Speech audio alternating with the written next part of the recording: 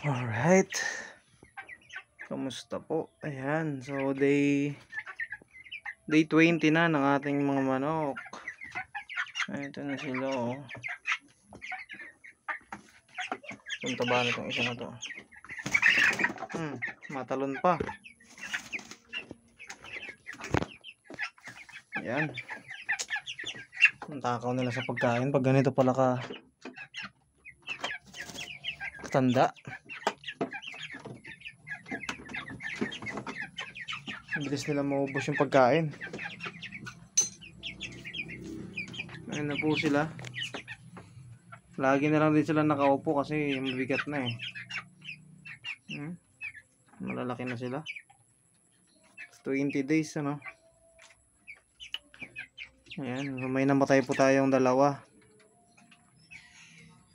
Yung una, tapos yung kagabi, ay nung isang gabi, kahapon. Nakalagay kasi yung ating pakainan dito. Tapos nag-brown out kasi nung gabi na yon.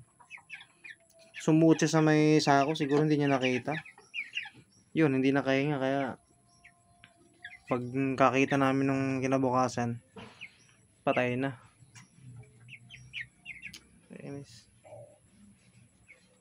Ayan. Maganda pala guys yung kulungan, yung ano, yung green na screen. Yun ang ilalagay, tapos yung kawayan medyo malalawak yung agwat para hindi naiiputan ng tae. Kasi pag ganito pala, ano siya, hindi nalalagyan tae, tapos madumi yung mga manok kasi nahihiga-higaan nila eh. Pangit, naradapaan pala. Kaya madumi sila. So susunod, mas malalawak dapat, tapos talagyan natin ng screen para naraglag yung tae nila. Ito kasing ginawa kong nakulungan na to, talagang madalian lang to eh. Hindi nga nakaangat yan eh. Nakaangat siya pero hindi mo makikita yung sa silong kasi ito na. Hindi siya pwedeng makuha yung mga tae doon. So sunod, siguro medyo lalawakan natin, tapos itataas natin para ganyan hindi nakasayad na ganyan sa ano, semento. Kulungan po kasi ng baboy ito dati. Ayan. Ayan o, lalaki na po nila o. Ito medyo payat lang ito, isa na to. Pero maganda yung balahibo niya. No. Laki na o. Ang bigat. 1 kilo na siguro ito mahigit. Ayan.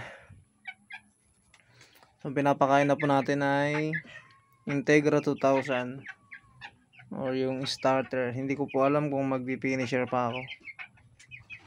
Tapos yung vitamins naman po na pinapainom ko na ngayon ay yung Electrogen. Hindi ko na alam yung pagkakasunod-sunod. Basta yan, okay naman oh.